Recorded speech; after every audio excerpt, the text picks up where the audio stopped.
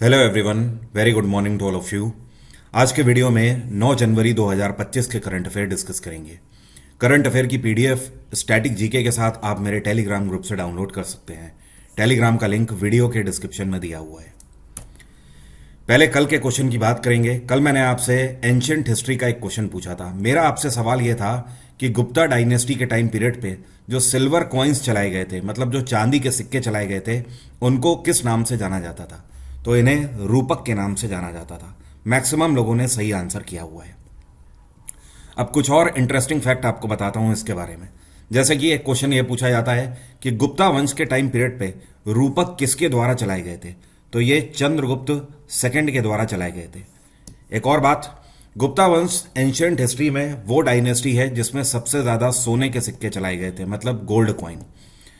कितने ऐसे रूपक थे जिनको मिलाकर एक सोने का सिक्का बनता था। तो उस टाइम पर अगर आप 16 रूपक को मिला दें तो वो is equal to 1 gold coin हुआ करता था। और पूरे एंशियंट में ये पूछा जाता है एक क्वेश्चन कि ये कौन सी डायनेस्टी है जिसको गोल्डन एरा के नाम से जाना जाता है या फिर गोल्डन एज के नाम से जाना जाता है। तो ये गुप्ता वंश ही है जिसे गोल्डन एज के नाम से भी जाना जाता है, क्योंकि इसमें सोने का सबसे ज्यादा यूज हुआ है। सोने के सिक्के सबसे ज्यादा गुप्ता वंश ने ही चलाए हैं। साथ में और भी दूसरी चीजों में, जैसे कि सोने के बर्तनों का यूज किया जाता था, बेड में सोने का यूज किया जाता था, दीवारों पर भी सोने की कढ़ाई का यूज किया जाता था, तलवारों के जो हैंडल होते थे वो भी सोने के ही बनाए जाते थे, जो राजे महाराजे होते थे वो मुकुट भी सोने का ही पहनते थे। कर्षपन आपको पता है क्या है? कर्षपन भी सिक्के हुआ करते थे। इनको भी एंशियंट हिस्ट्री में उल्लेख किया गया है और पाणिनि ने जो अपनी एक किताब लिखी हुई है उसमें कर्षपन का उल्लेख किया गया है। लेकिन कर्षपन ऐसे सिक्के हुआ करते थे जिसमें कोई भी लिखावट नहीं होती थी, मतलब कोई भी वर्ड नहीं लिखे जाते थे। इन सिक्कों में केवल आकृतियां ही हुआ करती थी। एक और इंटरेस्टिंग बात आपको बताऊं, गुप्ता वंश के टाइम पीरियड पे जो सोने के सिक्के चलाए गए थे वो सबसे ज्यादा हमें कौन से रीजन से मिले हैं। तो राजस्थान में एक जगह है भरतपुर। भरतपुर एक प्रॉपर डिस्ट्रिक्ट है राजस्थान का। वहीं पर खुदाई के दौरान सबसे ज्यादा सोने के सिक्के गुप्ता वंश के मिले हुए हैं। अब शुरू करेंगे आज के करंट अफेयर। अभी हाल ही में एथलेटिक्स फेडरेशन ऑफ इंडिया के नए प्रेसिडेंट के रूप में किसको अपॉइंट किया गया है। तो जो आपको पिक्चर में दिखाई दे रहे हैं इनका नाम है बहादुर सिंह सागू। और बहादुर सिंह सागू जो हैं ये एशियन गेम्स में भारत के लिए गोल्ड मेडल ला चुके हैं। ये शॉटपुट खेल से बिलोंग करते हैं और इन्होंने जब गोल्ड जीता था एशियन गेम्स में तो इन्होंने 19.03 मीटर तक फेंका था शॉटपुट। और इसके अलावा साल 2002 में जो एशियन गेम्स बुशान में हुए थे वहीं पर इन्होंने ये कारनामा भारत के लिए किया था। साल 2004 के ओलंपिक्स में भी इन्होंने मेडल जीता था। जब प्रेसिडेंट अब्दुल कलाम साहब थे तो उन्हीं के द्वारा इनको पद्मश्री से भी सम्मानित किया जा चुका है साल 2006 में। तो अब से एथलेटिक्स फेडरेशन ऑफ इंडिया के प्रेसिडेंट यही होंगे। इसकी स्थापना 1946 में करी गई थी। एथलेटिक्स फेडरेशन का हेडक्वार्टर है नई दिल्ली और इस टाइम पे इसकी वाइस प्रेसिडेंट हैं अंजू बॉबी जॉर्ज। कौन है अंजू बॉबी जॉर्ज? क्या आप जानते हैं अंजू बॉबी जॉर्ज कौन से खेल से रिलेटेड है? तो ये लॉन्ग जंप से एसोसिएटेड है और इन्होंने भी वर्ल्ड चैंपियनशिप में भारत के लिए ब्रोंज मेडल जीता हुआ है। ये कौन है जिनको नई दिल्ली में तुगलकाबाद में स्थित जो एयर बेस है उसके एयर ऑफिसर कमांडिंग के रूप में अपॉइंट किया गया है? तो जो आपको पिक्चर में दिख रहे हैं ये हैं एयर कॉमोडोर। इनका नाम है देवकी नंदन साहू। तो अब से इनको कमान सी दी गई है नई दिल्ली में एयर बेस तुगलकाबाद की। और इंडियन एयरफोर्स की स्थापना सन 1932 में करी गई थी। एयरफोर्स डे हर वर्ष 8 अक्टूबर को मनाया जाता है। बाय द वे जनवरी का महीना चल रहा है। 15 जनवरी को हम लोग आर्मी डे मनाएंगे। कब मनाएंगे? 15 जनवरी को। इन्होंने जिनकी जगह ली है ये हैं ऋषि सेठ। ऋषि सेठ अपनी पोस्ट से रिटायर हो गए हैं। अब उनकी जगह पर देवकी नंदन साहू आ गए।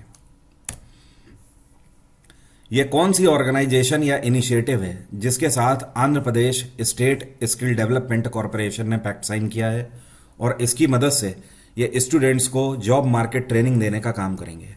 तो आंध्र प्रदेश की स्किल डेवलपमेंट कॉरपोरेशन के द्वारा स्वानीति इनिशिएटिव के साथ पैक्ट साइन किया गया है। आंध्र प्रदेश सरकार ये चाहती है कि यहाँ के जो युवा वर्ग हैं जिन्होंने आईटीआई में डिप्लोमा वगैरह किया हो या फिर ग्रेजुएट हैं उनको जॉब मार्केट के तहत ट्रेनिंग प्रोवाइड कराया जा सके, जिससे कि कल को वो पास आउट होकर निकलें तो मार्केट की उन्हें नॉलेज हो, जैसे कि मार्केटिंग की उन्हें नॉलेज हो या फिर प्रोडक्शन की नॉलेज हो। अपार्ट फ्रॉम दिस, अगर कोई टेक्निकल फील्ड में जाना चाहता है, चाहे वो कंप्यूटर से रिलेटेड हो, सिविल इंजीनियरिंग से रिलेटेड हो, तो ये जो स्किल डेवलपमेंट कॉरपोरेशन है, ये स्वनीति पहल के अंतर्गत इनको ट्रेन करेगी। स्वनीति पहल जो है, ये एक तरीके का प्लेटफॉर्म है जो कि फ्री ऑफ कॉस्ट लोगों को ट्रेनिंग देने का काम करते हैं और सरकार की तरफ से इन्हें फंडिंग मिलती रहती है। Andhra Pradesh skill development corporation की स्थापना साल 2014 में करी गई थी। इसका हेडक्वार्टर है गुंटूर डिस्ट्रिक्ट। क्या बोलते हैं इसे? गुंटूर। आंध्र प्रदेश में इस टाइम पे मुख्यमंत्री हैं एन चंद्रबाबू नायडू और इस टाइम पे आंध्र प्रदेश के गवर्नर हैं एस अब्दुल नज़ीर। पूरा नाम है सईद अब्दुल नज़ीर। ये कौन सी स्टील कंपनी है जिसको केयर रेटिंग लिमिटेड के द्वारा क्रेडिट रेटिंग अपग्रेड अभी हाल ही में दिया गया है? तो ये ऑर्गेनाइजेशन है न्यू मलयालम स्टील लिमिटेड। अब देखिए, क्रेडिट रेटिंग अपग्रेड किसको दिया जाता है? आज की डेट में व्यापार करने के लिए लगभग हर एक कंपनी लोन लेती है, बराबर, ये तो आपको पता ही है। लेकिन ऐसी कंपनीज जो कि लोन लेकर टाइम पे उसे चुकाती भी हैं, तो उनकी क्रेडिट रेटिंग जो है वो लगातार बढ़ती रहती है और मार्केट में जो बैंक्स होते हैं, दूसरी ऑर्गेनाइजेशंस होती हैं, वो उनके ऊपर अपना भरोसा और ज़्यादा दिखा पाते हैं। तो न्यू मलयालम स्टील लिमिटेड जो है, इन्होंने पिछले 3 सत्रों में जिस तरीके से लोन लिया है उसको चुकाने का भी काम अच्छे तरीके से किया है, जिसकी वजह से इनको रेटिंग में अपग्रेड मिला हुआ है। न्यू मलयालम स्टील लिमिटेड की स्थापना साल 2017 में करी गई थी। नई कंपनी है ये और ये केरल बेस्ड कंपनी है। इसका हेड क्वार्टर है थ्रिसूर। क्या बोलते हैं इसे? थ्रिसूर। और इसके चेयरपर्सन है महेंद्र कुमार जैन। ये कौन सी फाइनेंस टेक्नोलॉजी कंपनी है जिसके द्वारा एमएसएमईज के लिए एक game changing solution platform launch किया गया है? तो इसका नाम है ब्रिस्क पे। क्या नाम है? ब्रिस्क पे। ये भी एक बिल्कुल नई कंपनी है और इसकी स्थापना 1.5 साल पहले ही साल 2023 में करी गई थी। अब देखिए, जिस तरीके से फोन पे, पेटीएम हो गया और गूगल पे हो गया, ये सब पेमेंट एग्रीगेटर है ना, उसी तरीके से ब्रिस्क पे भी है। इस ऑर्गेनाइजेशन ने एक ऐसा प्लेटफॉर्म बनाया हुआ है जिसमें अगर आप छोटे या लघु उद्योग से बिलोंग करते हैं, मतलब एमएसएमई से आप बिलोंग करते हैं, तो आप इनसे लोन वगैरह ले सकते हैं। और ख़ास बात यह है कि आप पूरे दुनिया में कहीं पर भी, किसी भी देश में अगर पैसा ट्रांसफ़र करना चाहते हैं तो इनके प्लेटफॉर्म के थ्रू आसानी से कर सकते हैं और रियल टाइम में ही वो पैसा दूसरे के अकाउंट में पहुंच जाएगा। रियल टाइम का मतलब यह है, अभी आपने पैसा भेजा तो इंस्टेंट दूसरे अकाउंट में वो रिफ्लेक्ट हो जाएगा। कई बार आपने देखा होगा, नॉर्मली जब आप बैंक से जाके पैसा भेजते हो तो उसमें 1 या 2 घंटे का समय लगता है सामने वाले के अकाउंट में क्रेडिट होने में। लेकिन इनका जो ये प्लेटफॉर्म है, ये पूरे वर्ल्ड वाइड में पेपल की मदद से रियल टाइम में आपके पैसे ट्रांसफ़र कर सकते हैं। और ये कंपनी मुंबई बेस्ड है। इसके सीईओ हैं संजय त्रिपाठी। कौन है? संजय त्रिपाठी। आगे बढ़ने से पहले आपको बता दूं, अब मेरे जीएसजीके के फाउंडेशन बैच का आप डेमो ले सकते हैं। डेमो का डायरेक्ट लिंक भी वीडियो के डिस्क्रिप्शन में दे दिया है। वहां से आप मेरी 3 क्लासेस डेमो के रूप में ले सकते हैं, एक हिस्ट्री, दूसरी पॉलिटी और तीसरी जियोग्राफी। उसके बाद आप डिसाइड कर सकते हैं कि आपको मेरा पढ़ाया समझ आ रहा है और कितना इंटरेस्टिंग लग रहा है। अगर आपको मेरा पढ़ाया इंटरेस्टिंग लगता है तो आप मेरे प्रीमियम कोर्सेज वाले ऑप्शन में जाकर मेरे बैच को अवेल कर सकते हैं और अपनी कंप्लीट जीएस कवर कर सकते हैं हर एक एग्जाम के लिए। डिस्काउंट चल रहा है, सेव 30 कोड लगाकर आप 30% ऑफ भी अवेल कर सकते हैं। सारे बैचेस के लिंक भी वीडियो के डिस्क्रिप्शन में दे दिए हैं। एग्जाम इंजन एप्लीकेशन को आप गूगल प्ले स्टोर से भी डाउनलोड कर सकते हैं या फिर डायरेक्ट लिंक भी वीडियो के डिस्क्रिप्शन में है। ये कौन है जिन्होंने इंग्लैंड में बर्मिंघम में स्थित ब्रिटिश जूनियर ओपन में अंडर 17 में गर्ल्स सिंगल टाइटल अपने नाम किया है? तो जो आपको पिक्चर में दिख रही हैं, ये मात्र 16 साल की भारतीय खिलाड़ी हैं। इनका नाम है अनाहत सिंह। अनाहत सिंह ने पहली बार ब्रिटिश जूनियर ओपन नहीं जीता है, इससे पहले भी ये 2 बार जीत चुकी हैं। जो पहली बार इन्होंने जीता था वो इन्होंने साल 2019 में 2019 में अंडर 11 कैटेगरी में गर्ल्स सिंगल टाइटल जीता था। उसके बाद इन्होंने साल 2023 में अंडर 15 कैटेगरी में भी ये टाइटल जीता था और इस बार अंडर 17 में ये गर्ल्स सिंगल टाइटल इन्होंने जीता है। इन्होंने इजिप्ट की खिलाड़ी मलिका एल कराक्सी को हराया है 3-2 से इस बार। ये कौन सी ऑर्गेनाइजेशन है जिसने फाइनेंशियल इंटेलिजेंस यूनिट इंडिया के साथ एक पैक्ट साइन किया है और इनके साथ मिलकर ये भारत में मनी लॉन्ड्रिंग को रोकने का काम करेंगे और आपस में इंफॉर्मेशन को साझा करेंगे। तो ये है एडई। एडई जिसको बोलते हैं insurance regulatory and development authority of India. ये और फाइनेंशियल इंटेलिजेंस यूनिट इंडिया दोनों आपस में इंफॉर्मेशन को शेयर करेंगे, जिससे कि ये पता लगाया जा सके कि कोई इलीगल तरीके से अपने पैसे का यूज़ तो नहीं कर रहा है। मनी लॉन्ड्रिंग का मतलब ये होता है जब आप अपने पैसे को गलत जगह पर लगाते हो, चाहे वो कोई ऐसा प्रोजेक्ट हो जो कि हमारे देश के खिलाफ यूज़ किया जा रहा है या फिर किसी ऑर्गेनाइजेशन के खिलाफ यूज़ किया जा रहा है, तो उसे बोलते हैं मनी लॉन्ड्रिंग। इतना ही नहीं, ब्लैक मनी को वाइट मनी में कन्वर्ट करना, ये सारी कंडीशंस भी मनी लॉन्ड्रिंग के ही अंतर्गत आ जाती हैं। FIUIND की अगर बात करें तो इसकी स्थापना साल 2004 में करी गई थी। इसका हेडक्वार्टर है नई दिल्ली और इसके चेयरपर्सन है विवेक अग्रवाल। एडई की स्थापना सन 1999 में करी गई थी। इसका हेडक्वार्टर है हैदराबाद और इसके चेयरपर्सन है देवाशीष पांडा। कौन है? देवाशीष पांडा। आर्टिफिशियल इंटेलिजेंस बेस्ड एक प्लेटफॉर्म है जिसका नाम है कॉन्सेंट। तो consent.ai जो है, इनको इक्विनिमिटी वेंचर्स और सी फंड के द्वारा हाल ही में कितने रुपए की फंडिंग करी गई है? तो कॉन्सेंट को हाल ही में 5 करोड़ रुपए की फंडिंग दी गई है। और किसी भी ऑर्गेनाइजेशन की क्रेडिबिलिटी के आधार पर दूसरी कंपनीज उसके ऊपर जब पैसे का निवेश करती हैं तो उसी को फंडिंग के नाम से जाना जाता है। तो हाल ही में इनको 5 करोड़ रुपए की फंडिंग मिली हुई है। ये बिल्कुल नया ऑर्गेनाइजेशन है कॉन्सेंट। ये artificial intelligence based AI platform है और एक ऐसा AI प्लेटफॉर्म है जो कि हेल्थ इंश्योरेंस के क्षेत्र में रिलायबिलिटी जनरेट करने का काम करते हैं। मैं आपको विस्तार से समझाता हूँ। जैसे मान लीजिए किसी ने अपना हेल्थ इंश्योरेंस कराया, ठीक है, और हेल्थ इंश्योरेंस के तहत उसको 10 लाख रुपए का इंश्योरेंस मिला हुआ है। अब कई बार क्या होता है, लोग इसमें फेक केसेस भी लगा देते हैं, मतलब अपनी बीमारी का बहाना करते हैं और कहीं हॉस्पिटल से या क्लिनिक से सेटिंग कर लेते हैं और इंश्योरेंस कंपनी को पैसा देना पड़ता है, ठीक है।